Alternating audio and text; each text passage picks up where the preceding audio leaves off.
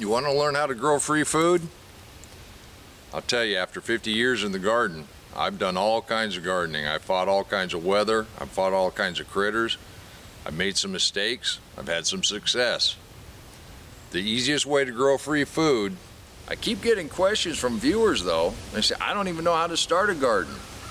Or the best one I got the other day was, I spent all this money on plants and soil and beds and etc.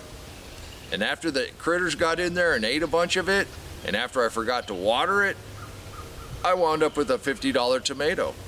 And that can happen, especially if you're fighting against it.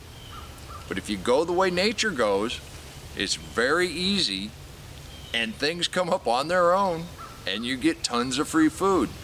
And unfortunately, a lot of people's experience is a $50 tomato, but it doesn't have to be. You can grow free food, and a lot of it. Way more than you can eat. And over the last few years, we've grown enough free food that we've been able to supply our friends and family. I've turned a lot of people onto this deep mulch gardening, and it really is just that simple. You take care of the life in the soil takes care of your plants, and the plants will take care of you. But if you do a few simple things like saving some seed back, you're going to be able to plant next year, and it'll all be free. Right here in the middle of fall, it might look like the garden's going a little ratty, but even coming up, we always save seeds. You save your seeds, they're accustomed to the area that they grew in, they're going to grow better for you next year, and they're free. And this seed pod right here, that'll make 2 or 3 really nice rows of carrots for free. I'm old enough to remember great-grandparents that had to eat out of the garden. During the 20s and 30s, the Depression era, gardens kept a lot of families alive. They learned how to grow their own food for free. And as I've been in the garden, I realized some of their methods were a little hard to deal with. I've discovered a much easier way to garden, and I thought folks might be interested in it. And over the last 5 years, I've shown you just exactly how to grow free food. Here's a great example of a few beans that we missed. They're going to drop on the ground, and we're going to have free bean plants coming up. Don't get me wrong, we do let a few things fall to the ground, but we do collect quite a few of our own seeds. And we do kind of try to plant them in some kind of order, sorta. I don't mark anything, that way I'm not disappointed if something doesn't come up. The less you fight it, the more production you're going to get. It's amazing how that works. Sort of a chaos garden, and I have free things coming up all over the garden. Every year has gotten better.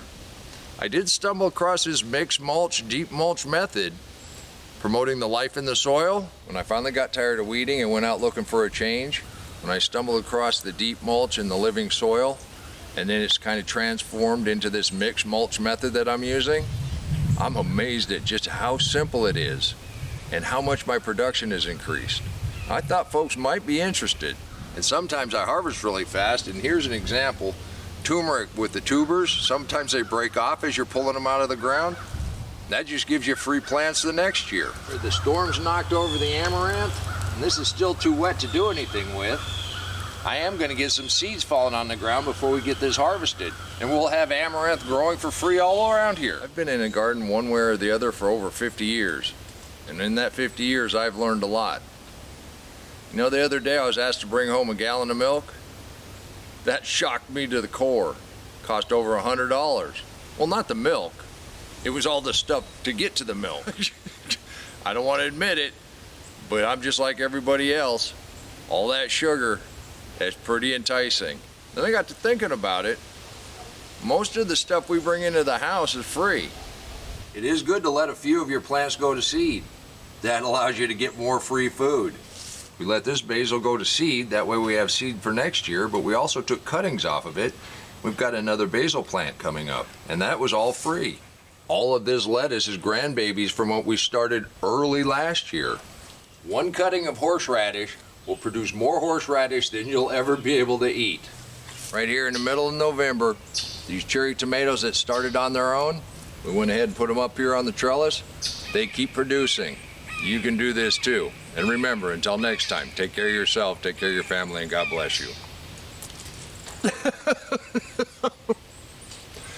That one's juicy.